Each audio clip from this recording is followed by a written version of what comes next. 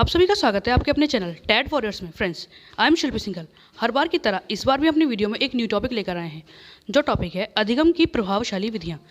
दोस्तों, ये हमारी वीडियो रेगुलर वीडियो से थोड़ा सा लेट है क्योंकि कुछ हेल्थ प्रॉब्लम्स चल रहे थे, जिनके चलते हम वीडियो शूट नहीं कर पाए, लेकिन आने वाली हमारी वीडियो रेगुलर टाइम पर ज़रूर आपको देखने को मिलेंगी। फ्रेंड्स, आते हैं हम अपने आज के इस टॉपिक पर। सबसे पहले अधिगम की प्रभावशाली विधियों में हमें ये जानना ज़रूरी है कि अधिगम क्या होता है। दोस्तों, अधिगम होता है सीखना यानी लर्निंग।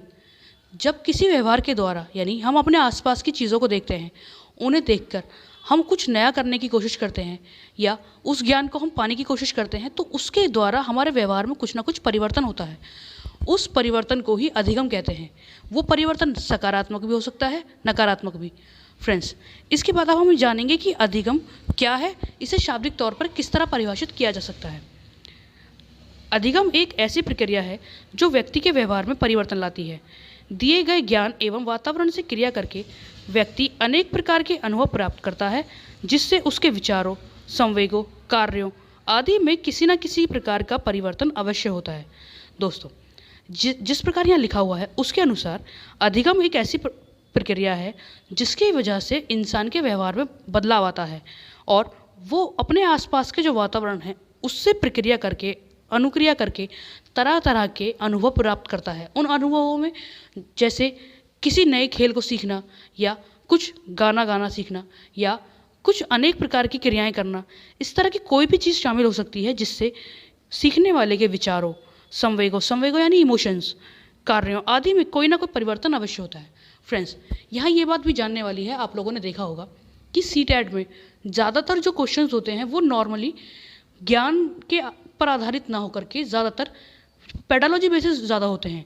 फ्रेंड्स, सीटेट का जो एग्ज़ाम है वो ये चाहता है कि क्लास में एक अध्यापक जब जाए बच्चों को पढ़ाने के लिए, तो नॉलेज के साथ साथ उसको ये भी पता हो कि सामने बैठा बच्चा उसके दिमाग में चल क्या रहा है, उसकी जो प्रक्रियाएं हैं, जो समस्याएं हैं, उन्हें किस प्रकार से वो सॉल्व करेगा, कैसे उन्हें हैंडल करेगा, और इन सारी चुनौतियों का सामना करते हुए जो बच्चे को ज्ञान देना है, उस ज्ञान को बच्चे तक वो कैसे पहुंचाएगा। इसीलिए सीटेट का जो एग्ज़ाम है उसमें पेडालॉजी बेस्ड क्वेश्चन ज़्यादा होते हैं। नॉलेज बेस्ड क्वेश्चन होते हैं लेकिन पेडालॉजी बेस्ड क्वेश्चन ज़्यादा हैं।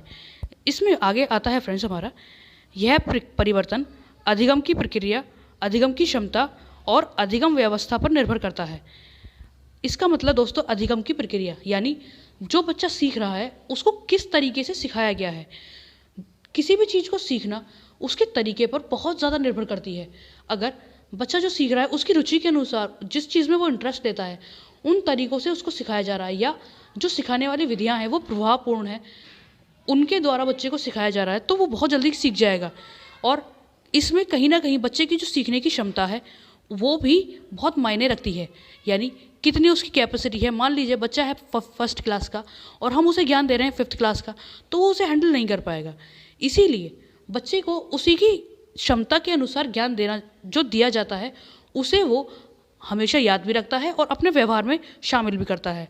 और इसके बाद फिर अधिगम व्यवस्था भी इस पर निर्भर करती है। यानी जब कोई बच्चा किसी वातावरण में रहकर कुछ सीखता है, तो ये देखा जाता है कि जो उसके आसपास का वातावरण है, अगर वो शोरगुल है, यानी अगर वहाँ किसी प्रकार का शोर शराबा रहता है, हल्ला गुल्ला होता है, तो वो बच्चा सीख नहीं पाएगा, वो उस व्यवस्था का शिकार हो जाएगा।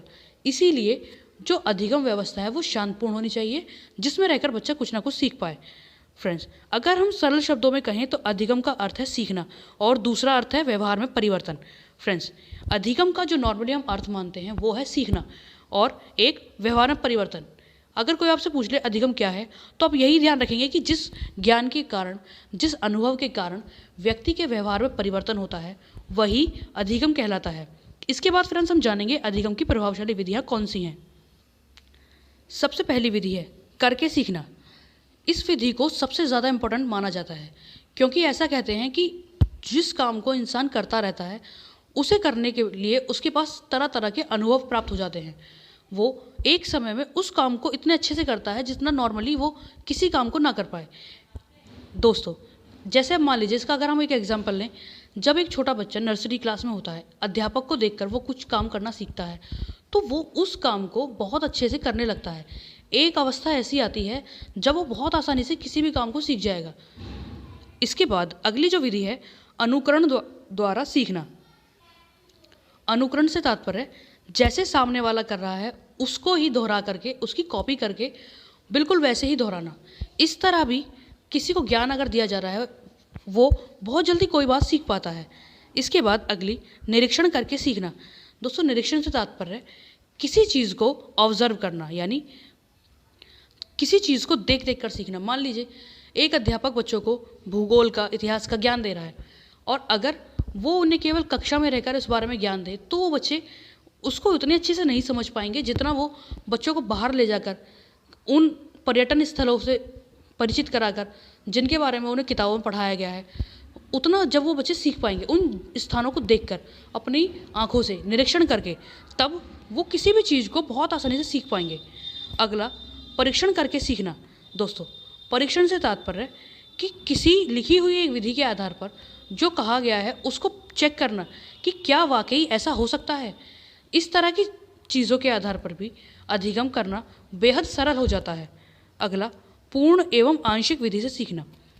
यहाँ दो विधि हैं दोस्तों।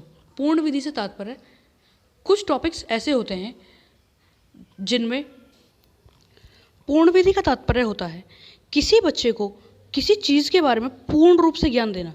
जैसे मान लीजिए अगर एक अध्यापक किसी बच्चे को बताने वाला है एक वृक्ष के बारे में, तो वो उस बच्चे को पूरे वृक्ष का ज्ञान देगा, ना कि पहले उसकी पत्तियों का फिर उसकी जड़ों का। बल्कि इस तरह ज्ञान देने से बच्चे के दिमाग में उस पेड़ की पूरी एक छवि बन जाएगी जिससे वो आसानी से उस चीज़ को सीख जाएगा। आंशिक विधि से सीखना होता है किसी बड़े चीज़ को छोटे छोटे टुकड़ों में बांटकर उसे तब सीखना। जैसे कोई एक बड़ा चैप्टर हो या इतिहास की कोई बड़ी घटना, तो उसे ऐसे छोटे छोटे खंडों में बांटना जिससे बच्चे को जब कोई बात बताई जाए तो वो उसे आसानी से सीख जाए। इस तरह बच्चे का जो अधिगम प्रक्रिया है वो आसानी से होगी और जल्दी होगी। अगली विचार विमर्श विधि। फ्रेंड्स, विचार विमर्श से तात्पर्य कि किसी एक समस्या को लेकर कुछ विशेषज्ञों द्वारा या क्लास के कुछ बच्चों द्वारा, कुछ अध्यापकों द्वारा उस समस्या पर विचार विमर्श किया जाए, यानी उसमें सभी के द्वारा अपने अपने विचार रखे जाएं, तब उस समस्या को सुलझाया जाए। अगली कार्यशाला विधि। दोस्तों, कार्यशाला विधि जो होती है उसमें किसी एक समस्या का चुनाव करके तरीके से कुछ विशेषज्ञों को बुलाया जाता है, कुछ छात्रों को बिठाया जाता है, कुछ अध्यापकों को, सभी को शामिल करके उसमें उस समस्या पर विचार किया जाता है कि इस समस्या का क्या अर्थ है, कैसे इसका सॉल्यूशन निकाला जाए। अगर इसको हम किसी तरीके से बच्चे के सामने लाते हैं तो वो कैसे इस चीज़ को सीखेगा। इस तरह की सारी बातें उसके बारे में पता की जाती है। जैसे मान लीजिए दोस्तों, कार्यशाला को अगर हम हिंदी में इंग्लिश में ट्रांसलेट करें तो वो होती है वर्कशॉप। वर्कशॉप जैसे मान लीजिए कार वर्कशॉप, बाइक वर्कशॉप, इस तरह की वर्कशॉप जो होती हैं वहाँ किसी भी चीज़ को पहले समस्या का पता लगाया जाता है, फिर जो टेक्नीशियन है, जो इस चीज़ के बारे में विशेषज्ञ हैं, वो उस चीज़ को अच्छे से जानकर समझकर उस चीज़ का पूरी तरह से उसे ठीक करते हैं। सेम इसी प्रकार कार्यशाला विधि में भी किसी समस्या को उसी प्रकार चुना जाता है और विशेषज्ञों द्वारा, अध्यापकों द्वारा उस समस्या का ठीक प्रकार से उसका निपटारा किया जाता है ताकि बच्चा जो है वो उसकी अधिगम प्रक्रिया में कोई रुकावट ना आ सके। अगली परियोजना विधि यानी प्रोजेक्ट मेथड। इसमें किसी भी बच्चे को कोई टॉपिक दे दिया गया, टॉपिक देने के बाद उस पर कि मान लीजिए किसी बच्चे को टॉपिक दे दिया गया भारत छोड़ो आंदोलन का, तो बच्चा उस चीज़ के बारे में रिसर्च करेगा, किताबों से, सोशल मीडिया से, तरह तरह की हर चीज़ के बारे में, जहाँ से भी उसे इस चीज़ के बारे में जानकारी मिलेगी वो अपने प्रोजेक्ट में उसे शामिल करेगा, जिससे उसकी जो नॉलेज है वो इंक्रीज़ होगी। इसी प्रकार अगली है खेल विधि। फ्रेंड्स, जो छोटे बच्चे होते हैं उन्हें क्लास में खेल विधि के माध्यम से ही सिखाया जाता है। उसमें खेल खेल में ही वो सारी बातें सीख जाते हैं जो एक अध्यापक उन्हें सिखाना चाहता है। तो फ्रेंड्स, हमारी आज की इस वीडियो में इतना ही। हमने ये कोशिश की कि अधिगम की जितनी भी प्रभावशाली विधियां हैं उन सारी विधियों के बारे में हम आप सभी को बता सकें। यदि आपको इस वीडियो के बारे में या अन्य किसी भी वीडियो के बारे में कुछ भी कहना है तो आप हमें कमेंट करके ज़रूर बताएं। आपके सुझाव हमारे लिए बहुमूल्य हैं। मिलते हैं अगली बार एक नए टॉपिक के साथ। तब तक अपना ध्यान रखें, अपने अपनों का ध्यान रखें और पूरा मन लगाकर सेफ रहकर अपने एग्जाम्स की तैयारी करते रहें। धन्यवाद।